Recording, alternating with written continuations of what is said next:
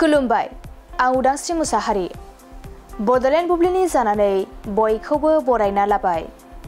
दिनै 27 सेप्तेम्बर 2024 नोंथांमोननो बडलेण्ड बुब्लिया दिनैनि साना मानि थाखाय मिथिजायो एबा दिनैनि सानाव मा हाबाफारि फालिनाय जायो नोंथांमोननो फारि फारि बडलेण्ड बुब्लिया फोरमायगोन। दिनैनि सानखौ वर्ल्ड टुरिज्म डे महरै फालिनाय जायो।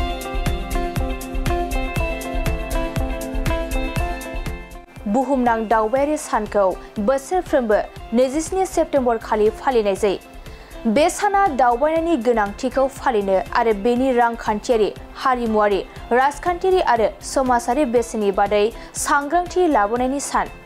लोगोसे बे साननि थांखिया इयुन जोलैफोरनि थाखाय मोनसे गोजोर आरो समान दावबायथाय दारिमिनखौ बांहोनाय।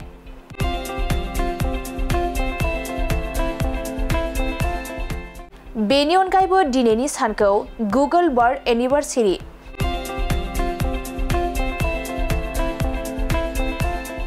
Michigan Indian day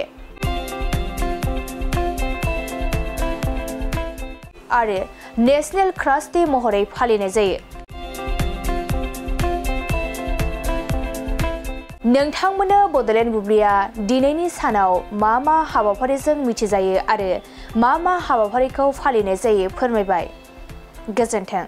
Bajaj bike सालायनो मोजां मोनग्रा रायजो राजाफोरनि थाखाय मोनसे गोजोनथाव खौरां।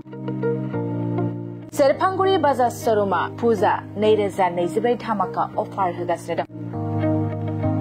क'क्राझार जिल्ला सेरफांगुरियाव थानाय फुंखा इन्टारप्राइज बाजाज श'रुमा सेप्तेम्बरनिफ्राय 30 अक्ट'बर फुजा 2024 धामाका अफारनि खाबुफोर होगासिनो दं।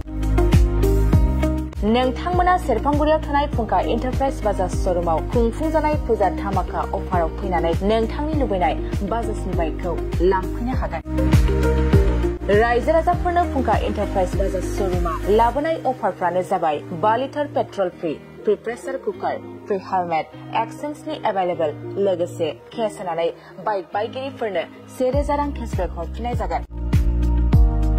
आरो बाइक बायगिरिफोरनो फ्रि लटारि कुपनबो हरनाय जागोन। बे लटारि कुपनाव जाखाङोब्ला washing machine, refrigerator, android TV, smart watch आरो एन्ड्रइड फन बेफोर मोनबा प्राइजफोरखौ मोननो हागोन।